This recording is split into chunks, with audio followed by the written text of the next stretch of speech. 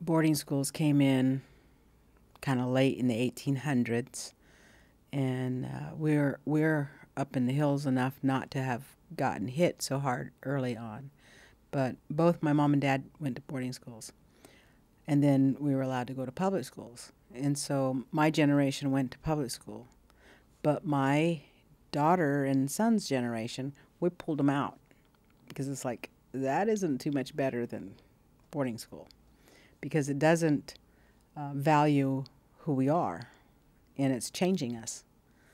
And so what happened is that we're keeping the songs that go with the sacred places, and we're continuing to teach those to our young people, and they have a relationship there. And by having the relationship, it's a deeper kind of belief system in going on because you came from thousands of years of doing exactly that same thing. So I think that part of it, like one of our elders said, we don't need any more scholars. We need people with hearts because the scholars are tearing apart our earth. For us, we're recovering. We're in a recovery era because the Holocaust that happened in California, on my river alone, there was over 20,000 people on the river. By 1910, at the census of 1910, there was 395 left, including my grandmother. So we're coming back in a different way of thinking about things, in a different way of looking at and trusting what things are. And all of our experience with the United States has been less than in good faith.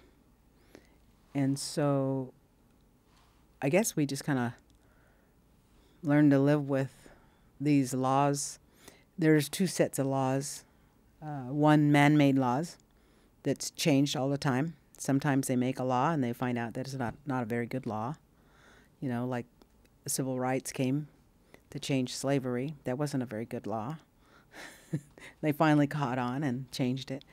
But we believe in the laws of nature. And there is no negotiating. There is no wrong in the laws of nature. And so if you follow those laws, then everything is a fact. I was talking to a younger fellow today, and he was kind of asking about, because he's a little disconnected with his people, disconnected, because of the system. And the system education does that. It takes you away from your tribe, your way of life, your traditions. It replaces it with other things that you're supposed to value. And if you don't value it, then, you're somewhat less than. So he was concerned about how does he reconnect if his traditions have been kept from him. Yeah, it's gone. Or cut. Yeah, he's been displaced. And one of the things my grams told me is that we get lost. The sacred places don't. They're always there. And as I think about that now, the destruction that people have been able to do in a hurry, like mountaintop removal, it's like, well, will they really be there?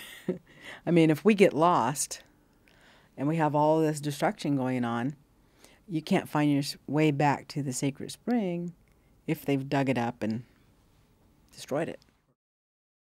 You know what? I don't kind of believe in that resilience because, and I'm thinking, the only thing that I think is kind of resilient in a sense is that when you wreck your car, you take it in and they bend the metal back out and they make it look like it did before.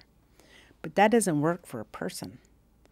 If a person is abused or hurt or damaged, they will always be abused and hurt and damaged. They might learn how to tolerate and regulate and get to some place that they're functional and they can be happy again, but it's never forgotten. It's never like it never happened. You learn how to maneuver in a normal fashion. But, you know, if you're raped, that isn't going to go away. If you're beaten, that doesn't go away, you know. And resilience is not. So is nature like that too? Nature. It remembers.